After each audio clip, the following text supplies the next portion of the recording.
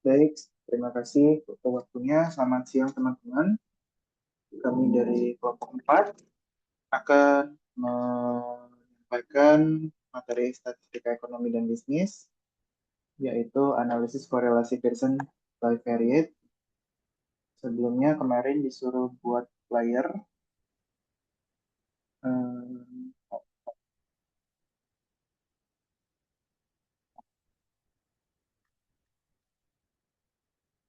yang kita buat seperti ini untuk kelompok ini.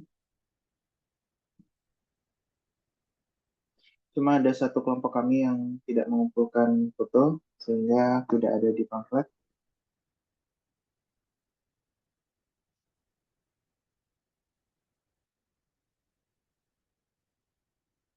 Baik, kita mulai untuk presentasinya. Kami dari kelompok 4 yang beranggotakan Ramadiana, Revita Okti Ramadhani, Rosa Miranda, saya sendiri Setia Linis Tambang Harahap, Cynthia Ardini, Sofiatul Fariha, Solihin Nurdiansyah, Sumelina Susniati, Yana Fitri, Yetri Darmawani Gustina, Zainal Kumar, dan Zendi Sinta Adelia. Sebenarnya di kelompok kami ada 18 orang, akan tetapi pada saat kita sudah mencari dan sudah share juga di grup besar dan juga di grup mata kuliah, akan tetapi yang join hanya 13, sehingga daripada menunggu, uh, daripada nyari yang memang nggak pasti, jadi kami jalan ber-13 saja untuk kelompok ini. Jadi yang tidak ada di sini tidak berpartisipasi dalam pembuatan materi. Baik, untuk slide pertama, pengertian dan kegunaan akan dibawakan oleh teman saya atas nama Kak Yana. Untuk Kak Yana, waktu dan tempat kami persilakan. Terima kasih, Kak Linden. Baik, pada slide ini saya akan menjelaskan mengenai pengertian dan kegunaan korelasi Pearson. Korelasi Pearson merupakan metode statistik parametrik yang digunakan untuk mengukur kekuatan dan arah hubungan linear antara dua variabel kuantitatif yang memiliki skala interval atau rasio. Artinya metode ini digunakan untuk mengetahui apakah dua variabel memiliki hubungan yang bersifat linear, seberapa kuat hubungan tersebut, dan apakah hubungan itu bergerak searah atau berlawanan arah. Kemudian kita masuk ke bagian kegunaan utama. Yang pertama, untuk mengetahui adanya hubungan linear antar variabel. Jadi metode ini digunakan untuk melihat apakah perubahan pada satu variabel memiliki hubungan dengan perubahan pada variabel lainnya. Kemudian yang kedua, menentukan arah hubungan. Apakah hubungan tersebut bersifat searah atau berlawanan arah. Jika nilai korelasinya positif, berarti ketika variabel X meningkat, maka variabel Y juga cenderung meningkat. Sebaliknya, jika nilainya negatif, maka ketika variabel X meningkat, variabel Y justru cenderung menurun. Kemudian yang ketiga, mengukur keeratan hubungan dalam skala -1 hingga +1. Semakin mendekati angka -1 atau +1, berarti hubungan kedua variabel semakin kuat. Sedangkan jika nilai mendekati 0, berarti hubungan linear antar variabel sangat lemah atau bahkan tidak ada. Dan yang terakhir, korelasi Pearson juga menjadi dasar pengambilan keputusan dalam analisis regresi. Karena sebelum melakukan analisis regresi, biasanya perlu diketahui terlebih dahulu apakah kedua variabel memang memiliki hubungan yang signifikan. Jadi dapat disimpulkan, korelasi Pearson bukan hanya digunakan untuk mengetahui ada atau tidaknya hubungan antar variabel, tapi juga untuk mengetahui arah serta kekuatan hubungan tersebut. Kemudian saya kembalikan ke Kak Linden.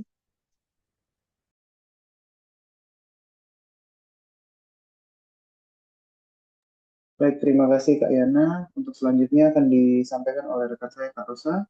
Kak Rosa, apakah sudah hadir? Sudah, Kak. Silakan. Selanjutnya, saya akan menjelaskan mengenai syarat dan asumsi dasar dalam penggunaan korelasi Pearson. Sebelum melakukan uji korelasi person, ada beberapa syarat yang harus dipenuhi agar hasil analisis yang diperoleh valid dan dapat dipercaya. Syarat yang pertama adalah data numerik. Kedua variabel harus memiliki skala pengukuran interval atau rasio. Hal ini karena korelasi person hanya dapat digunakan pada data yang berbentuk angka dan dapat dihitung secara statistik. Syarat yang kedua adalah normalitas. Artinya, data dari data variabel harus berdistribusi normal atau memenuhi asumsi bivariate normal distribution. Karena korelasi person merupakan metode statistik parametrik, maka distribusi data yang normal menjadi salah satu syarat penting sebelum analisis dilakukan. Syarat yang ketiga adalah linearitas. Hubungan antara kedua variabel harus membentuk pola garis lurus atau linear, bukan berbentuk kurva. Jika hubungan kedua variabel tidak linear, maka hasil korelasi person tidak akan menggambarkan hubungan yang sebenarnya. Kemudian pada slide juga terdapat catatan, yaitu bahwa korelasi person sangat sensitif terhadap data pencilan atau outlier. Outlier adalah data yang nilainya jauh berbeda dibandingkan data lainnya. Jika terdapat outlier, hasil perhitungan korelasi dapat berubah sehingga tidak lagi mencerminkan hubungan yang sebenarnya. Oleh karena itu, sebelum melakukan uji korelasi person, ketiga syarat tersebut perlu diperiksa terlebih dahulu agar hasil analisis yang diperoleh benar-benar akurat dan dapat dipertanggungjawabkan. Selanjutnya, saya balik dengan Kak Septian. Baik, terima kasih Kak Rosa. Selanjutnya, untuk interpretasi nilai R, arah, dan kekuatannya akan dijelaskan oleh Kak Mei. Kak Mei, silakan. Baik, terima kasih Kak Linda atas waktunya. Pada slide ini kita akan membahas interpretasi nilai koefisien korelasi person berdasarkan arah hubungan antar variabel. Yang pertama adalah positif correlation atau korelasi positif. Korelasi positif berarti kedua variabel itu bergerak searah, artinya ketika variabel X meningkat, maka variabel Y juga meningkat. Sebaliknya ketika variabel X menurun, variabel Y juga ikut menurun. Yang kedua adalah negatif correlation atau korelasi negatif. Korelasi negatif berarti kedua variabel bergerak berlawan arah. Artinya ketika variabel X meningkat, variabel Y justru menurun dan juga sebaliknya. Selanjutnya juga terdapat rumus koefisien korelasi person, yaitu rumus yang digunakan untuk menghitung hubungan antara dua variabel. Di sini R sama dengan N kali sigma XY dikurangi sigma X dikali sigma Y, kemudian dibagi akar dari N kali sigma X kuadrat dikurangi sigma X kuadrat dikalikan N kali sigma Y kuadrat dan dikurangi sigma Y kuadrat. Di sini logikanya kalau di bagian atasnya itu bagian pembilang, ini adalah covariance, artinya atau istilah kasarnya itu gerak bersama. Di sini kita lihat setiap data X dan juga Y, lalu kita kurangi dengan rata-ratanya masing-masing, terus kita kalikan. Nah, di bagian pembilang ini, rumus juga berfungsi untuk melihat apakah dua variabel bergerak bersama atau berlawan arah. Misalkan pada konsep ekonomi, ketika harga suatu barang naik, jumlah penawarannya juga biasanya ikut naik, sehingga hubungannya itu positif. Sebaliknya, ketika harganya itu naik, jumlah permintaan justru turun, sehingga hubungannya negatif. Dari pola pergerakan data ini, nantinya rumus menentukan apakah korelasi itu bernilai positif atau negatif. Kemudian di bagian bawahnya atau bagian penyebut, ini adalah standarisasinya. Nah, penyebutnya itu adalah akar dari perkalian total variasi X dan juga total variasi Y, yang mana fungsinya itu biar hasil akhir R itu selalu berada di kisaran -1 sampai dengan plus 1. Jadi apapun satuannya, misalkannya X dalam rupiah dan Y dalam kilo, jadi hasil korelasinya itu tetap objektif dan bisa dibandingkan. Kemudian juga dalam praktek penelitiannya rumus ini sebenarnya hampir tidak pernah dihitung secara manual karena sudah tersedia di SPSS seperti yang sudah kelompok kami lakukan dan nantinya akan kita jelaskan hasil analisis penelitian kami mengenai hubungan antara tingkat pengangguran terbuka dan juga tingkat kemiskinan. Sehingga nanti kita juga akan bisa melihat bagaimana cara interpretasi arah hubungan berdasarkan hasil kolerasi yang diperoleh. Oke, next slide mungkin Kak. Oke, setelah kita mengetahui arah hubungannya, berarti kan kita melihat seberapa kuat hubungannya, atau di sini saya namakan pedoman derajat hubungan. Yang perlu kita perhatikan bahwa untuk menentukan kekuatan hubungan adalah nilai absolut dari koefisien korelasi atau R. Artinya, kita hanya melihat besar angkanya tanpa memperhatikan itu positif maupun negatif. Dan berdasarkan pedoman derajat itu, ada 5 interval kekuatan, di mana interval yang pertama itu 0,00 sampai 0,10 menunjukkan hubungan sangat lemah, sehingga hampir tidak mempunyai hubungan antar variabel. Kemudian yang kedua 0,1 sampai 0,39 menunjukkan hubungannya itu lemah, artinya hubungannya sudah mulai terlihat tapi pengaruhnya masih kecil. Kemudian yang ketiga ada 0,40 sampai 0,69 menunjukkan hubungannya sedang, artinya kedua variabel memiliki keterkaitan yang cukup jelas. Kemudian yang keempat 0,70 sampai dengan 0,89 menunjukkan hubungannya kuat, sehingga perubahan pada satu variabel biasanya diikuti perubahan data variabel lainnya. Dan yang kelima ini 0,90 sampai dengan 1,00 menunjukkan hubungan yang sangat kuat atau sempurna. Jadi kedua variabel ini mempunyai keterkaitan yang sangat tinggi. Oke, cukup dari saya. Terima kasih. Kembalikan ke Kak Linden, silakan. Baik, terima kasih Kak Mei. Kemudian selanjutnya untuk contoh kasus sebagai pembuka saja.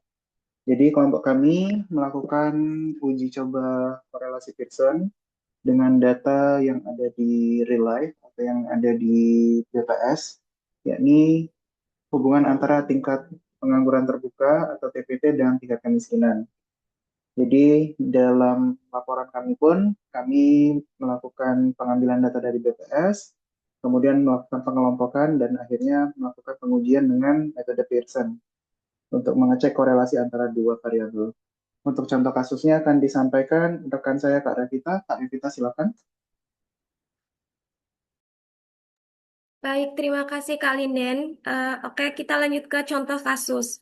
Pada contoh ini, kita akan menganalisis hubungan antara tingkat pengangguran terbuka dengan tingkat kemiskinan menggunakan analisis korelasi Pearson. Variabel penelitian pengangguran terbuka atau TPT, variabelnya yaitu tingkat kemiskinan ataupun TK. Data yang digunakan merupakan data sekunder BPS tahun 2004 yang mencakup 38 provinsi di Indonesia. Tujuan analisis ini adalah untuk mengetahui terdapat hubungan antara tingkat pengangguran dengan tingkat kemiskinan di setiap provinsi. Pada scatter plot terlihat bahwa titik-titik data cenderung menyebar dengan garis tren yang sedikit menurun. Ini menunjukkan adanya kecenderungan hubungan yang negatif, namun untuk memastikan apakah hubungan tersebut benar-benar signifikan, kita perlu melakukan uji korelasi Pearson. Next, Kak.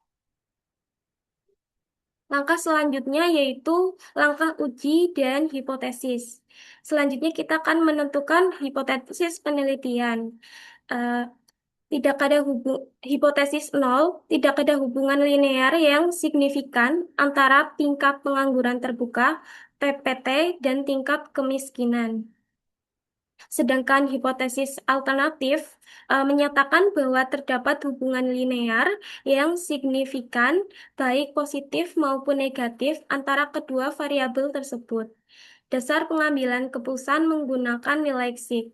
Jika nilai Xig kurang dari 0,05, maka dinyatakan hipotesis 0 ditolak sehingga hubungan dinyatakan signifikan. Sebaliknya, jika Xig kurang besar dari 0,05, maka hipotesis 0 gagal ditolak sehingga hubungan tidak signifikan. Sekian dari saya. Lanjut Kak Linden. Terima kasih.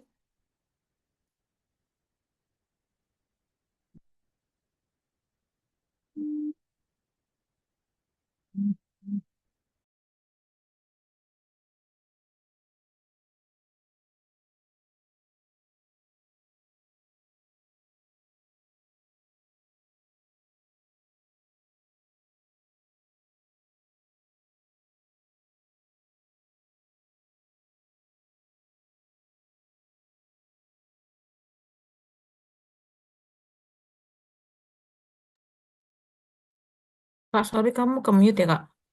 Oh, baik. Sorry, thank you Kak Mei. Baik, mohon maaf karena tadi ke mute.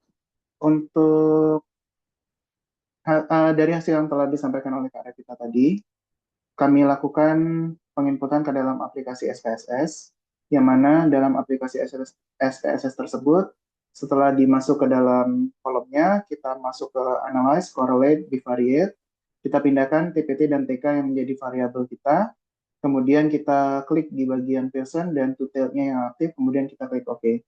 Dari hasil SPSS yang bisa dilihat di layar, ditemukan Pearson correlation minus 0,352 dengan atau signifikan 0,030, sehingga dapat ditarik kesimpulan bahwa hasil perhitungan korelasi Pearson yang dilakukan oleh kelompok kami itu memiliki relasi negatif, seperti yang sudah dijelaskan oleh kami tadi, dan dikarenakan signifikannya adalah 0,030, yang di mana di bawah 0,050, bahwa untuk korelasinya dianggap sebagai signifikan. Bisa dilihat di sini arah hubungannya, hasil R-nya adalah 0,352. Tadi sudah dijelaskan oleh Kak Mei, kalau semakin mendekati 1, artinya dia semakin kuat. Sementara kalau dia semakin mendekati 0, artinya semakin lemah. Di sini bisa ditunjukkan bahwa untuk perbandingan atau relasi antara PPT dan tingkat kemiskinan, itu memiliki hubungan yang berbanding terbalik atau negatif, dan juga untuk hubungan antara korelasinya adalah lemah.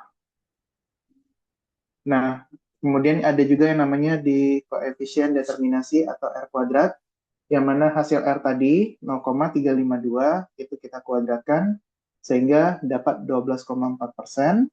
Jadi tingkat pengangguran terbuka hanya berkontribusi sebesar 12,4% terhadap naik turunnya tingkat kemiskinan di Indonesia tahun 2024. Jadi interpretasi nilainya R kuadrat 0,124 menunjukkan bahwa variabel ini hanya mampu menjelaskan 12,4% variasi tingkat kemiskinan. Sisanya dipengaruhi oleh variabel lain yang tidak dimasukkan ke dalam model. Baik, sekian dari saya. Untuk kesimpulan akan dibacakan oleh rekan saya Kak Zendi. Kak Zendi silakan.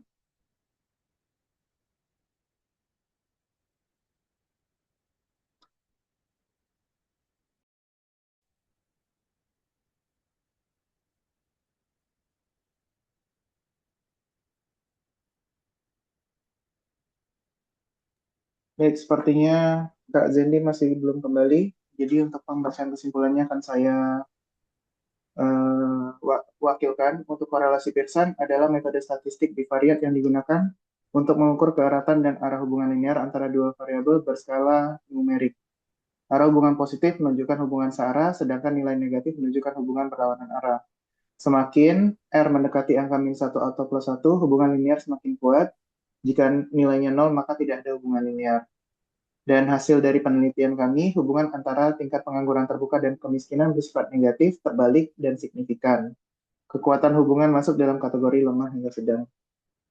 Untuk penjelasan dari kelompok kami sudah selesai, dan akan saya kembalikan ke Bu dosen Mutia. Silakan Bu. Ya, terima kasih untuk kelompok 1 sampai kelompok 4 untuk hari ini ya. Izin saya PPT-nya nggak bisa di-share, saya jelasin aja ya. Oke, sebenarnya sudah mencakup semua ya. Dari kelompok 1 sampai kelompok 3. Cuman ada penambahan ya. Ini, saya coba dulu deh, bisa apa nggak di share screen? Ya, sebentar.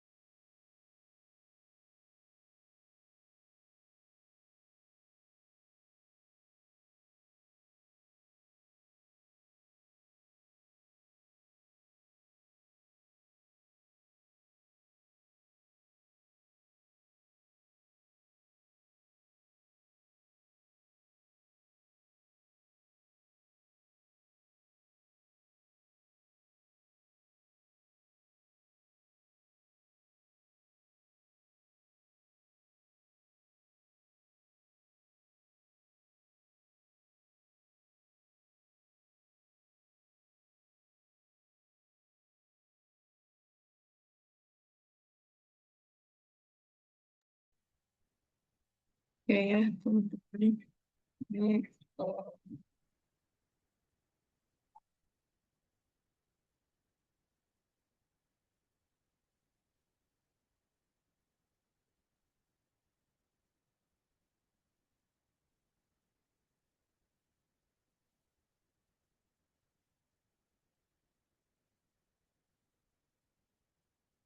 tadi ya ada statistik univariat. Statistik univariat, statistik yang menggunakan hanya ada satu variabel ya. Tadi juga univariat kan berarti dua. Nah, eh, di variat maupun di statistik univariat ada namanya di statistik univariat ada namanya statistik parametrik dan non parametrik ya. Jadi kalau parametrik itu dia yang jika kalau ini kan harus ada uji normalitas ya. Kalau misalkan dia nanti tak uji normalitas normal, nah, lanjut ke statistik parametrik. Tapi kalau misalkan tidak normal berarti larinya ke parametrik. Tadi ada one sample test ya pada tadi kelompok satu. Tujuannya untuk apa? Untuk menguji satu statement ya, kebenarannya. Contohnya di sini misalkan ingin melihat kinerja dari siswa itu ya. Kalau misalkan kinerjanya baik, maka nilai IPK-nya lebih dari 2,7 dan sebaliknya. Jadi di sini ada H0 dan HA-nya. H-nya itu kurang dari sama dengan 2,7 rata-rata IPK lulusan FM. Ini saya ambil di Trisakti ya. Kurang dari sama dengan berarti artinya dia jelek. Kalau di atas 2,75 artinya dia bagus. Ya. Nah, ini pengujiannya waktu di awal harus normalitas, lalu lanjut tuh analyze, compare means, itu one simple test. Terus nanti dilihat nilai nih signifikansinya Tidak, di sini kan nilainya 0, artinya HA yang akan diterima ya. Kalau misalkan baik, maka HA yang akan diterima. Sehingga kesimpulan dari statement tadi dia kan menguji ya, bahwa memang rata-rata IPK mahasiswa pada universitas tersebut lebih baik ya, lebih dari 2,75. Tapi ada lagi namanya independent sample test. Independent sample test itu untuk menguji, lagi-lagi tadi ya, variabelnya satu, skala interval atau rasio, diuji adalah perbedaan rata-rata dua kelompok. Nah, ini nanti baru masuk ada independent sample test dengan parametrik. Terus non parametriknya adalah main mapping test ya. Sini contohnya suatu kajian dilakukan dengan tujuan untuk mengevaluasi perbedaan kinerja karyawan laki-laki dengan karyawan perempuan di mana kinerja pengukurannya menggunakan pendekatan rata-rata produksi yang dihasilkan wawancara per minggunya. Nah, di sini ada H0 dan H-nya sama ya. Kalau HA itu ada perbedaan, kalau H0 tidak ada perbedaan. Lalu masuk ke uji normalitas, karena ini tidak normal, dilihat tidak normalnya dari mana? Dari sini ya, simsek ya. Simseknya kan harus di atas 0,05. Ini di bawah 0,05, artinya dia tidak normal. Sehingga nanti lari ke main Whitney test. Ya, ini pengujiannya. Terus nanti kesimpulannya, karena ngambilnya lagi-lagi di x-aksis ya, di 0,461, ya kan di atas 0,5, artinya tidak ada perbedaan. Dia larinya nanti ke uji hipotesis yang Hanum. Dan selanjutnya lagi ada per sampel test. Kalau tadi dua kelompok, kalau sekarang perbedaan rata-rata sebelum dan sesudah. Ini nanti teman-teman nih kalau udah skripsi, saya menemukan banyak yang pengujian uji beda rata-rata sebelum dan sesudah. Ya, misalkan sebelum COVID, penerapan apa namanya, kinerja keuangannya sebelum dan sesudah gitu ya. Berarti tentunya per sampel test. Gitu ya. Nah, persahabatan sama kayak tadi, resiko normalitas tidak normal, lalu masuk ke Wilcoxon test. Ya, sini contohnya evaluasi terhadap pelaksanaan training akan dilakukan dengan tujuan untuk membuktikan apakah training terbukti meningkatkan produktivitas karyawan. Nah, di sini H0 dan HA. H0-nya tidak ada perbedaan rata-rata, H-nya ada perbedaan rata-rata. Di sini lihat hasilnya ternyata normal, maka lanjut ke persampel test. Itu ya, yang terlihat adalah nilai signifikan untuk T-nya pada di bawah 0,05, maka yang keterima adalah H. Artinya kesimpulannya rata-rata produksi sesudah training lebih besar dibandingkan dengan sebelum training sehingga terbukti meningkatkan produktivitas. Ya. Terus yang terakhir ada ANOVA. ANOVA itu dia perbedaan rata-rata antara lebih dari dua kelompok ya. Kalau tadi ada dua kelompok, sekarang lebih dari dua kelompok. Kalau tidak normal dia larinya ke Kruskal-Wallis. Ya, contohnya suatu penelitian dilakukan dengan tujuan untuk membuktikan apakah terdapat perbedaan rata-rata laba antara perusahaan milik pemerintah, swasta, dan asing. Ya, H0-nya tidak ada perbedaan, H-nya ada perbedaan. Terus di uji normalitas ternyata nilainya tidak normal, maka larinya ke non parametrik tadi ya. Kita ke Kruskal-Wallis, maka di sini dengan step-step yang teman-teman tadi sudah jelaskan, maka keluarlah output. Ini namanya output, ini namanya interpretasi ya. Nah, di sini asimsiknya nilainya adalah 0,08 atau di bawah 0,05. Artinya HA yang 0,08 ini aturan di bawah ya. Bawah berarti, oh ya benar. Harusnya H0 ya, H0 di bawah, oh ya, HA. Artinya interpretasinya terdapat perbedaan rata-rata laba antar perusahaan pemerintah, swasta, dan asing. Nah, kalau di C-square kayaknya nggak ada ya. Nggak salah. Kita lanjut terakhir nih. Di mana ya? Di mana ya tadi saya taruh ya? Oh, sini. Terakhir ya, bivariat ya. Bivariat, skala ukuran variabelnya adalah 2. Nanti kalian akan ada namanya simple regression. Nah, dia tuh ada uji pengaruh ya antara si variabel independen dan variabel dependen ya, variabel yang saling mempengaruhi dan dipengaruhi gitu ya. Kalau tadi teman-teman kelompok 4 Pearson correlation ya, baru sampai Pearson. Jadi nanti kelas selanjutnya, nanti rekodanya akan dikirimkan juga ya. Ini ingin mengetahui dan menguji hubungan antara dua rata-rata juga. Katakan bahwa pendapatan di berapa ya? Oke, tidak ada hubungan. Ya. Pearson correlation. Correlation itu kan artinya hubungan ya. Kalau misalkan simple regression, regression itu pengaruh. Nah, berarti ini mencari hubungan. Contohnya dalam teori konsumsi dikatakan bahwa pendapatan berhubungan positif terhadap konsumsi jika kajian dilakukan dengan tujuan untuk mengetahui hubungan positif antara uang saku dan konsumsi mahasiswa. Nah, di sini bagaimana hubungan antara uang saku dan konsumsi serta dilakukan pengujian apakah terbukti ada hubungan positif di antara uang saku dan konsumsi. Nah, di sini H0-nya tidak ada hubungan antara atau ada hubungan positif antara uang saku.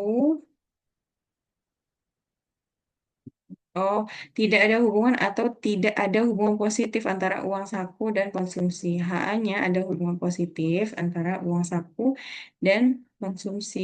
Ya, di sini lagi-lagi harus uji normalitas ya. Kata angkanya di sini kebalik-balik nih, nggak akan mudah.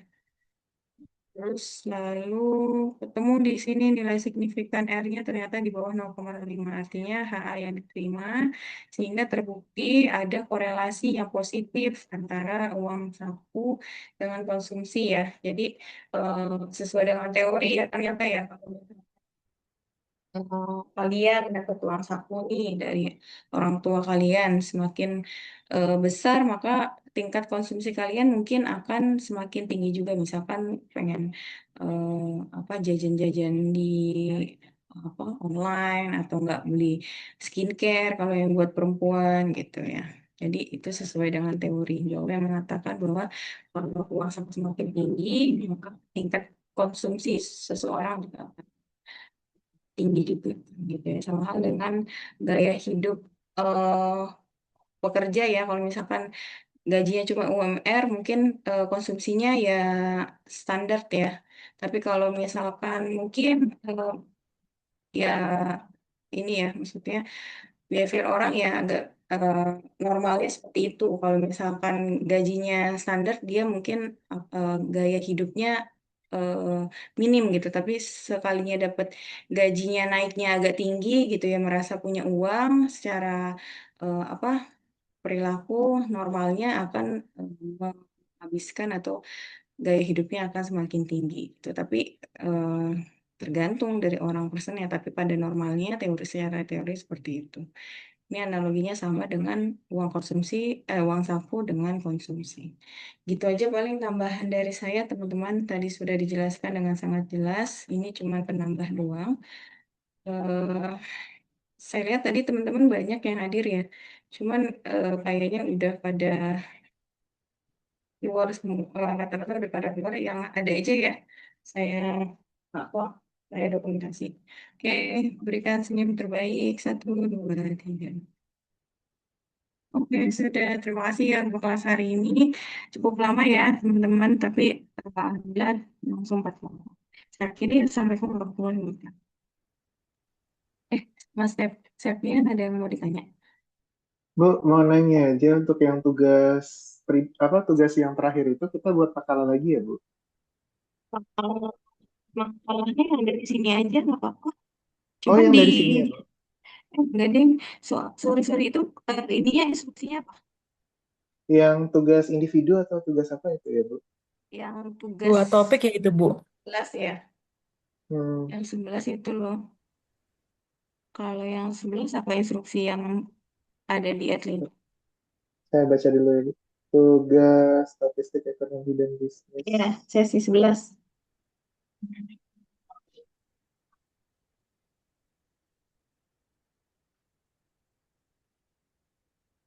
Daftar sesi pertemuan mata kuliah. Coba deh Uh, share screen ya, Mas, saya soalnya pakai HP sih di Bu HP. untuk ini.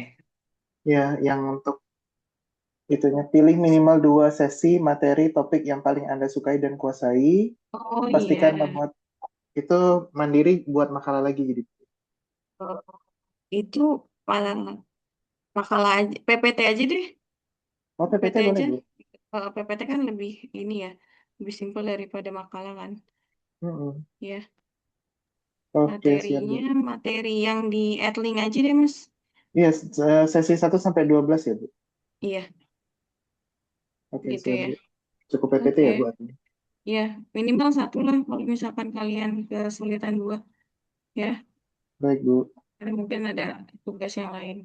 Oke ya, saya akhiri kelas hari ini. Assalamualaikum warahmatullahi wabarakatuh. Waalaikumsalam warahmatullahi wabarakatuh. Waalaikumsalam.